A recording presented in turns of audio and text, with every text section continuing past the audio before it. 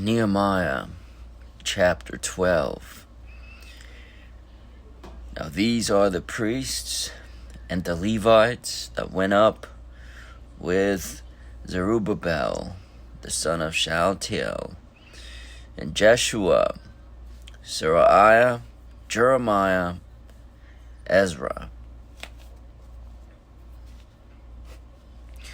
Amariah, Maluk, Hattush, Shechaniah, Rehum, Meremoth, Iddo, Ginnetho, Abijah, Maimon, Maadiah, Bilgah, Shemaiah,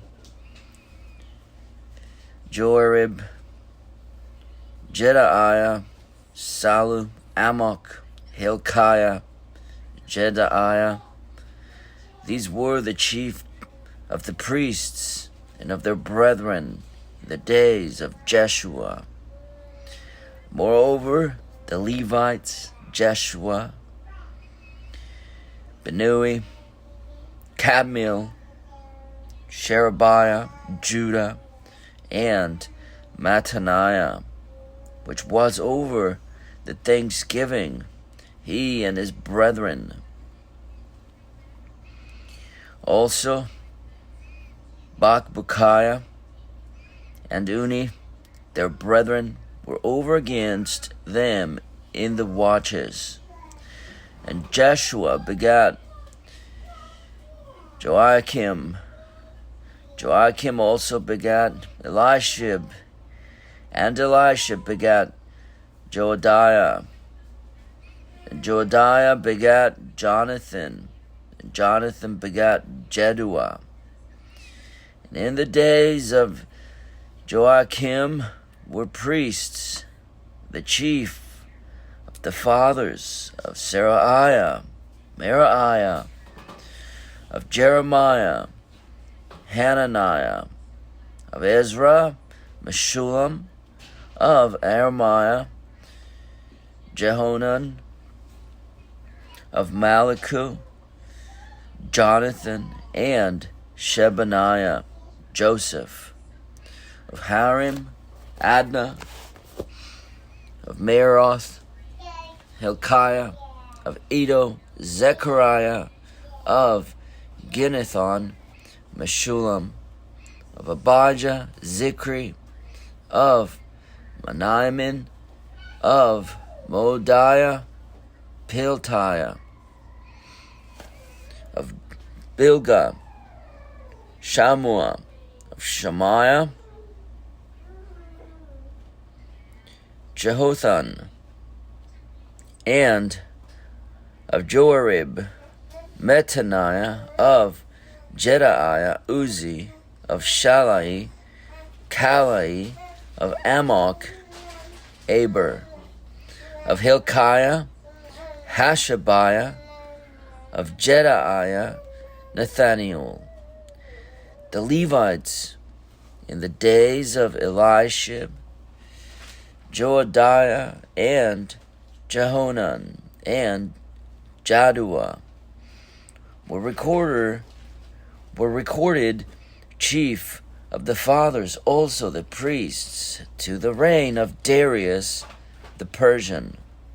The sons of Levi, chief of the fathers, were written in the book of the Chronicles even until the days of Johanan the son of Eliashib.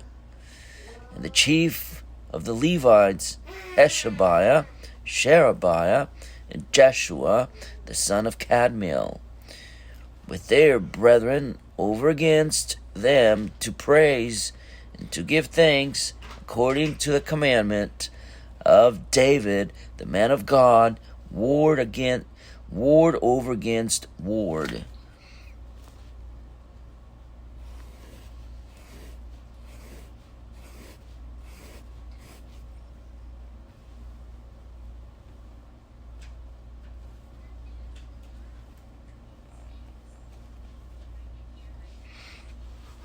Mattaniah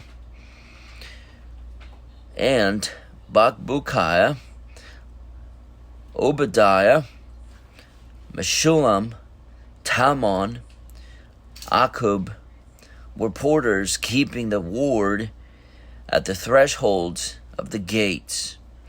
These were in the days of Joachim, the son of Jeshua, the son of Jozadak, and in the days of Nehemiah, the governor, and in the days of Nehemiah, the governor, and of Ezra, the priest, the scribe.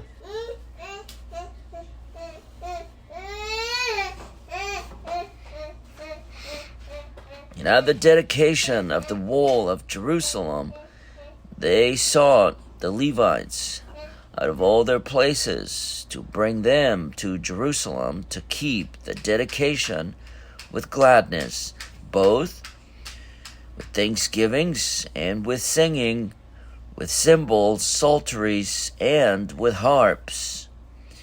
And the sons of the singers gathered themselves together both out of the plain country round about Jerusalem and from the villages of Netophathi, also from the house of Gilgal, and out of the fields of Gibeah and Asmaveth, for the singers had builded them villages round about Jerusalem. And the priests and the Levites purified themselves and purified the people at the gates of the wall.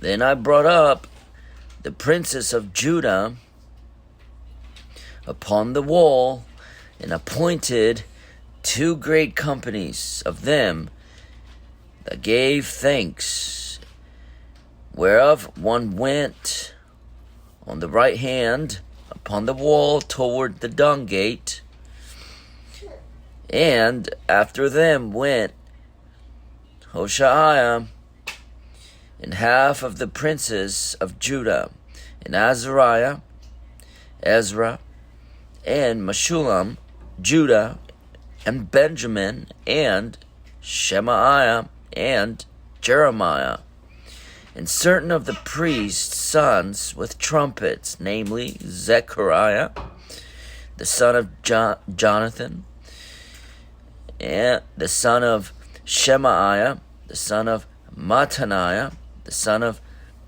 Micaiah, the son of Zakur, the son of Asaph.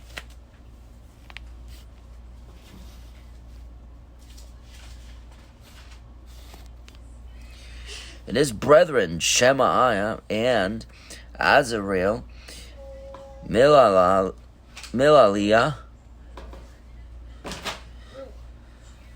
verse 36, and his brethren Shemaiah and Azareel and Milali, Gilali, Mai, Nathaniel, and Judah, Hanani, with the musical instruments of David the man of God, and Ezra the scribe before them.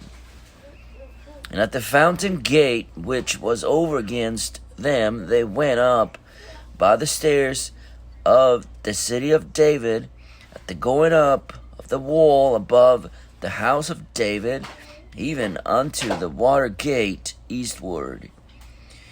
And the other company of them that gave thanks went over against them, and I after them, and the half of the people upon the wall, from beyond the tower of the furnaces even unto the broad wall, and from above the gate of Ephraim, and above the old gate, and above the fish gate, and the tower of Hananiel, and the tower of Meah, even unto the sheep gate. And they stood still in the prison gate.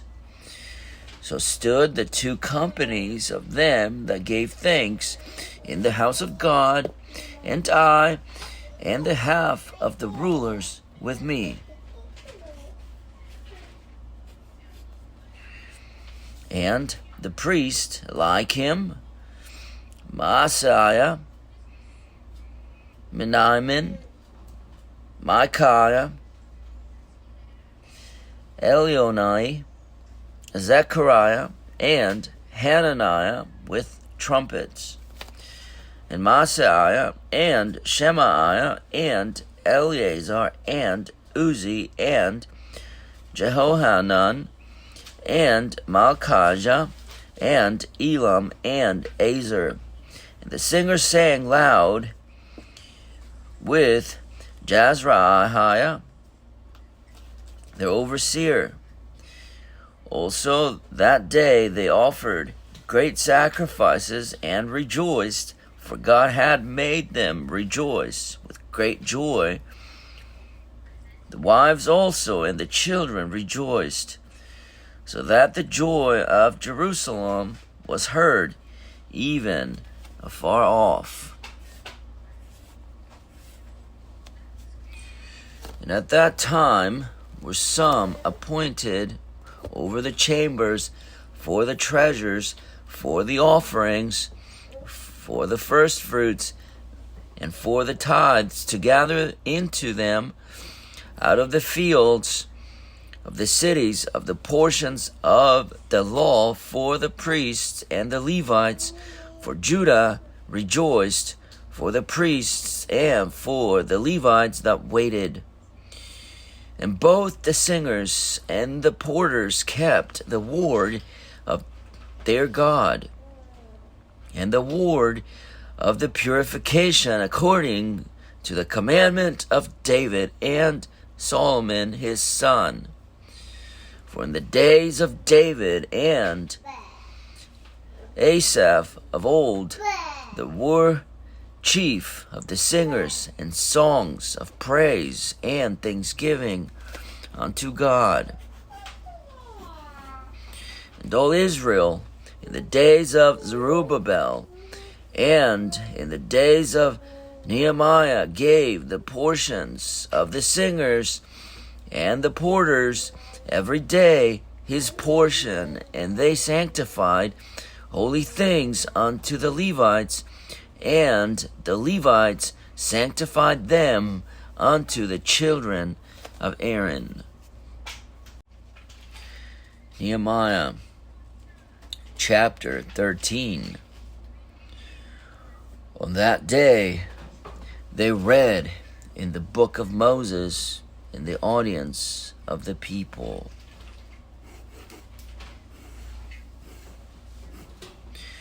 And therein was found written that the Ammonite and the Moabite should not come into the congregation of God forever, because they met not the children of Israel with bread and with water, but hired Balaam against them, that they should curse them, that he should curse them.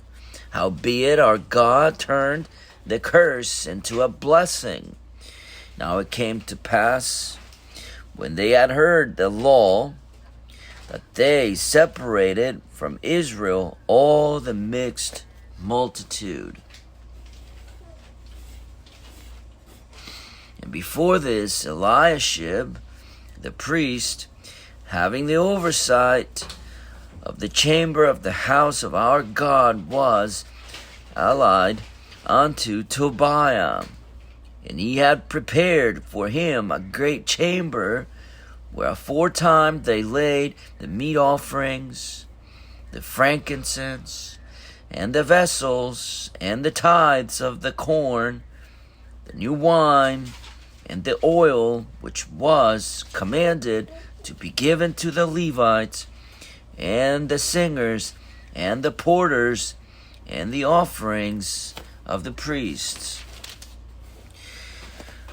But in all this time was not I at Jerusalem, For in the 32nd year of Artaxerxes, king of Babylon, came I unto the king, and after certain days obtained I leave of the king. And I came to Jerusalem, and understood of the evil that Eliashib did for Tobiah, in preparing him a chamber in the courts of the house of God. And it grieved me sore. Therefore I cast forth all the household stuff of Tobiah out of the chamber. Then I commanded, and they cleansed the chambers, and thither brought I again the vessels of the house of God with the meat offering and the frankincense. And I perceived that the portions of the Levites had not been given them. For the Levites and the singers that did the work were fled every one to his field. Then contended I with the rulers, and said, Why is the house of God forsaken? And I gathered them together, and set them in their place.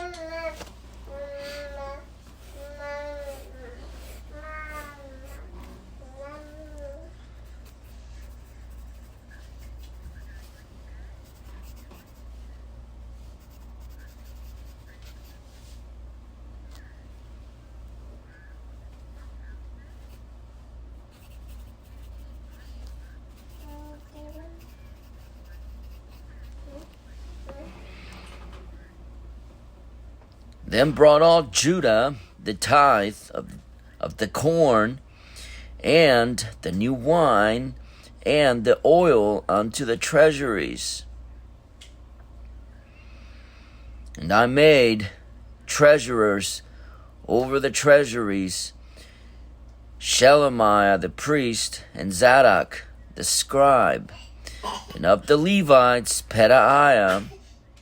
And next to them was Hanan the son of Zakur, the son of Mattaniah, for they were counted faithful, and their office was to distribute unto their brethren.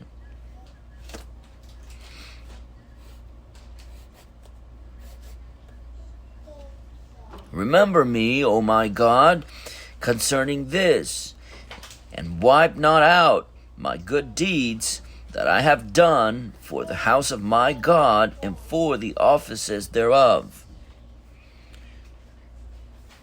In those days saw I in Judah some treading wine presses on the Sabbath, and bringing in sheaves, and lighting asses, as also wine, grapes, and figs, and all manner of burdens, which they brought into Jerusalem on the Sabbath day. And I testified against them in the day wherein they sold victuals. There dwelt men of Tyre also therein, which brought fish and all manner of ware, and sold on the Sabbath unto the children of Judah, and in Jerusalem. Then I contended with the nobles of Judah,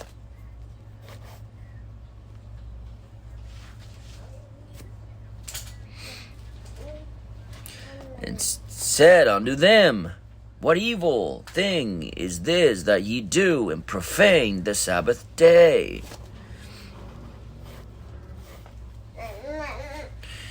Did not your fathers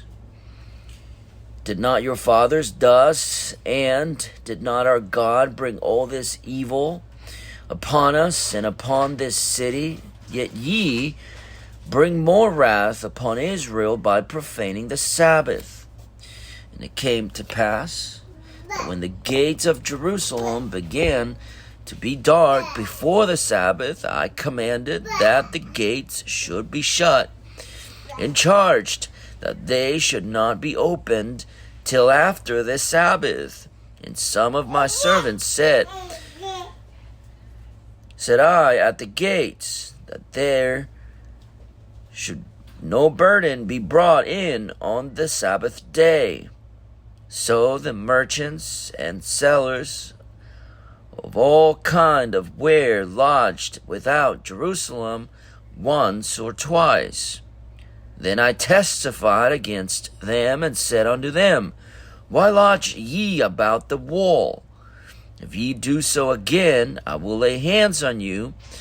From that time forth came they no more on the Sabbath.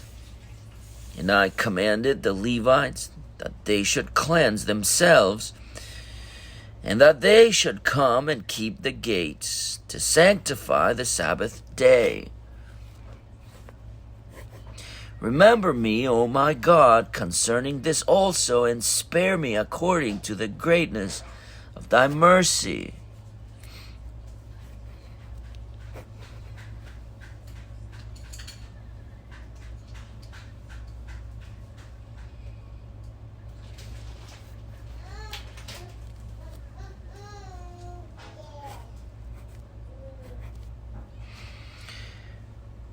In those days also saw I Jews that had married wives of Ashdod, of Ammon, and of Moab.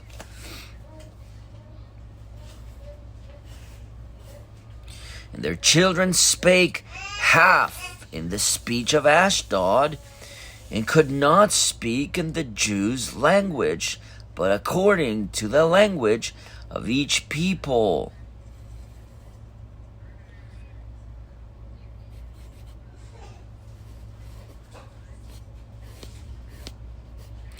And I contended with them, and cursed them, and smote certain of them, and plucked off their hair, and made them swear by God, saying, Ye shall not give your daughters unto their sons, nor take their daughters unto your sons, or for yourselves.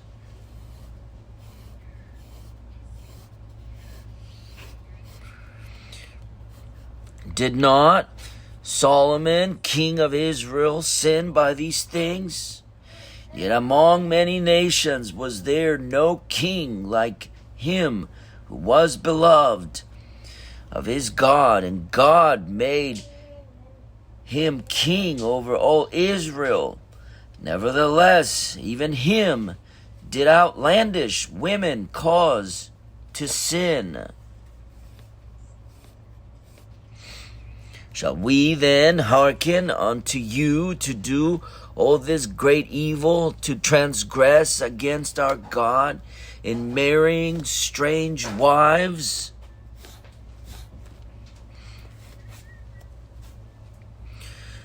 And one of the sons of Joiada, the son of Eliashib, the high priest, was son-in-law to Sanballat the Horonite. Therefore I chased him from me. Remember them, O my God, because they have defiled the priesthood and the covenant of the priesthood and of the Levites. Thus cleansed I them from all strangers, and appointed the wards of the priests and the Levites, every one in his business. And for the wood offering at times appointed, and for the first fruits, remember me, O my God, for good. The book of Nehemiah, summary and commentary. I grew up in the church, as I've mentioned many times. My mother grew up in the church, and on her side, my grandpa was a preacher. I've gone from little churches even to mega churches. And I never, ever, ever, ever hear people talking about the truth and the theme of Nehemiah, whenever I heard people talking about Nehemiah, it was only to line up their pockets, to build themselves a building, and they related it to Nehemiah rebuilding the wall of Jerusalem.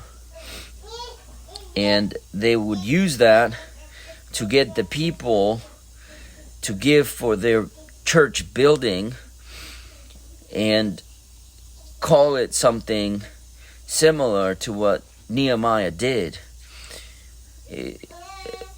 It's very sad for me because it gave me so many wrong ideas about the church, about what happened, about theology, about what's going on in the book of Nehemiah. I only knew of Nehemiah according to what these preachers, these dishonest preachers did just to line up their pockets and fill them with the money of the faithful that came to church. It sounds like I'm against preachers, but I'm not against all preachers. I'm against people who deceive others for their own monetary benefit. I don't get any type of money from putting content out, from reading the Bible on Twitter and on YouTube and online. So I don't have anyone telling me what I should say, what I shouldn't say. And it is very sad to me that was my impression. The impression of many people is to think of Nehemiah as somebody who just got funds, got money to rebuild the wall. And the reason I mention that is because look in chapter 13, how many times Nehemiah mentions how he wants to be remembered. The very last sentence in the entire book of Nehemiah, look what it says. I mean, it's verse 31, chapter 13.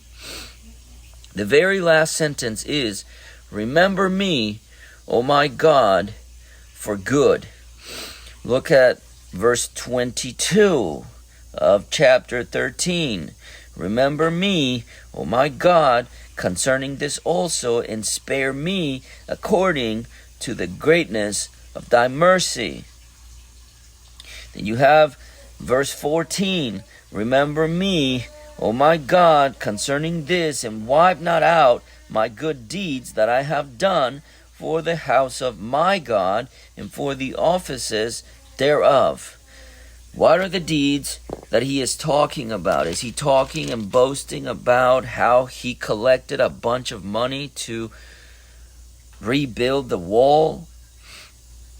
No, he's talking about something that these preachers never preach about, which is verse 30, chapter 13. "Thus cleansed I them from all strangers, and appointed the wards of the priests and the Levites, every one in his business." So in essence, he did his best to restore what King David and then Solomon had done for the worship of God and for the following of his statutes, his commandments, and everything that they were to do. Even to the point where verse 23, "In those days also saw I Jews that had married wives of Ashdod, of Ammon, and of Moab, and their children spake half in the speech of Ashdod, and could not speak in the Jews' language, but according to the language of each people." So he wanted to keep the seed of the Levites, the seed of the people, separate from the filthiness of the seed of the nations around them. So that's why he mentions Solomon and says verse 26, "Did not Solomon, king of Israel, sin by these things? Yet among many nations was there no king like him, who was beloved of his God, and God made him king over all Israel. Nevertheless, even him did outlandish women cause to sin. So Nehemiah understood that women, just like as in the case of Adam and Eve, women caused these men to sin. And that is harsh. That's why people don't like the King James Bible. They want to read the NIV because it's not as harsh, blah, blah, blah. No one defends. Find one woman out there that has a large following, that her ministry is to defend the King James Version of the Bible. You won't find a woman like that. And if you do, she's not going to be very popular. Nobody's going to listen to her. Why?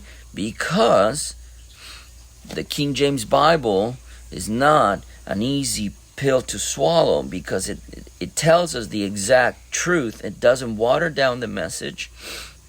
It holds us all accountable, as we have been preaching and teaching and learning what Nehemiah and Ezra taught the people when they came back to God and they reconsecrated themselves to the Lord. That's what we ought to do. So the reason I make this a point is because it's the last chapter of Nehemiah, and they separated themselves from the women. And you go back to chapter 1 and 2, and you see that they also separated themselves from the women of other nations. And so that's the lesson, is you consecrate yourself and you separate yourself from those women. And people don't like that. People don't like that today. People are going to listen to what I'm saying. They're going to say, oh, that's dumb, and he doesn't require that from us today, and blah, blah, blah. He does absolutely require that from us today in the New Testament. Do not be unequally yoked. It means don't go marry the women around you. That's what it means. Well, is that not advice also for the women? Not at all. The man is the head of the household. The woman just has to figure out how she can be a Proverbs 31 woman that loves the Lord. That's all. Who is going to be the blessing like the Proverbs 31 woman. A lot of people even say, oh, well, she worked. She would get up in the night. And she did real estate and that type of thing. Whatever. Where does it say that she left the house, she went to a job, and left the babies, her kids, with a nanny, a daycare? It's ridiculous. People want to make those points because they're marrying strange women of the land who do not love the Lord, but they do not love their husbands, they do not love their families, but they love their careers. And I want to say something here, because the book of Nehemiah talks a lot about these strange women, and so might as well just say it. Women can never be in a position of leadership. They just can't be. I'm not saying they're not allowed to be, although they're not, but that's not my point. My point is, it's impossible for a woman to be in a position of leadership. A woman always will fall under the authority of a man. No matter how much they try to not to, they always will be. They don't want to be under the authority of a husband. Guess what? They go get a job and they'll be under the authority of a boss who is a man. They don't want to be under the authority of anybody. Really? Who runs the police departments? Who runs the governments? Mostly men. Who builds all the infrastructure? And who goes and scoops up, like whenever your toilet breaks? It's a man. So you always are under the authority, the help of a man. And that is what is the poison of today. Those are the strange women. The strange women are women that say that they don't need a man because they're independent and they can go get a job. So I recommend anyone that has time to listen and wants to listen, marry a woman who understands the leadership of God, first of all, And then the leadership of a man, and is obedient and not rebellious under the authority of a man, because if she's under the authority of a man and not rebellious against the authority of a man, then it's easy for her to be under the authority of God. So you can't have both. You can't have your cake and eat it too. You can't say as a woman, oh, I'm not going to be under the authority of any man or whatever. You know what you just said? You just said you're not going to be under the authority of God. Why? Because God is a man. Jesus described himself as a man. He came as a man. So if you cannot submit under a man, you will not submit under Jesus. That's what you're saying. That's why it's important. That's why it's important to cleanse ourselves, because it's just such foolishness that goes on in our modern times where women refuse to be submitted under a man and they're rebellious against it. And that's a strange woman, a rebellious woman who refuses to be under a man. So we talked about a lot of things in the book of Nehemiah, but the book of Nehemiah ends with cleansing themselves from the strange women. It begins with cleansing themselves from the strange women, and it ends with cleansing themselves from strange women.